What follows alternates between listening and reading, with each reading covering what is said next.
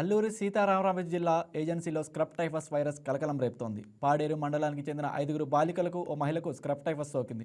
అనారోగ్యంతో బాధపడుతున్న వారికి పరీక్షలు నిర్వహించి అనంతరం విశాఖపట్నం కేజీహెచ్కు వారిని తరలించి చికిత్స అందిస్తున్నారు. ఈ వైరస్ వల్ల ప్రజలు ఆందోళన చెందవలసిన అవసరం లేదని, వ్యక్తిగత పరిశుభ్రత పాటించాలని వైద్యులు సూచించారు. కళ్ళు తిరిగి పడిపోయాను సార్. పడిపోగానే వచ్చి తీసుకెళ్ళారు సార్.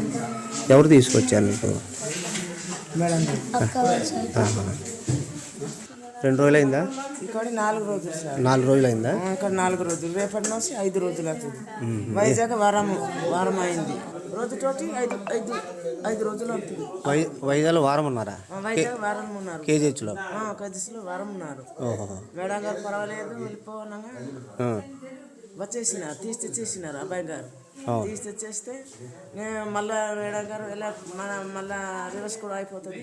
ఇక కేబిహెచ్లో వెళ్ళిన జబ్బు మళ్ళీ కూడా రివర్స్ అవుతుంది.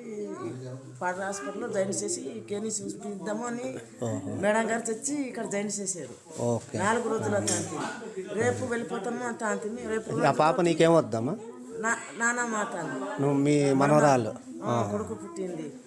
ఓకే సరే. రేపు వెళ్ళిపోతాము.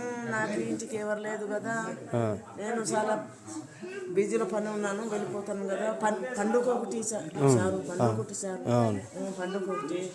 రేపు అన్ని నేను ఇంటికి వెళ్ళి నేను అన్ని సందర్భాలు చేసుకోవాలని నేను రేపు ఊరు దింపేస్తానని మనమ్మకి. రేపు వెళ్ళి డాక్టర్లు ఏమన్నారు? ఉండమన్నారా? లేదు. ఈ వీడియో మీకు నచ్చినట్లయితే లైక్ చేయండి, షేర్ చేయండి, మా ఛానల్కి సబ్స్క్రైబ్ చేయండి.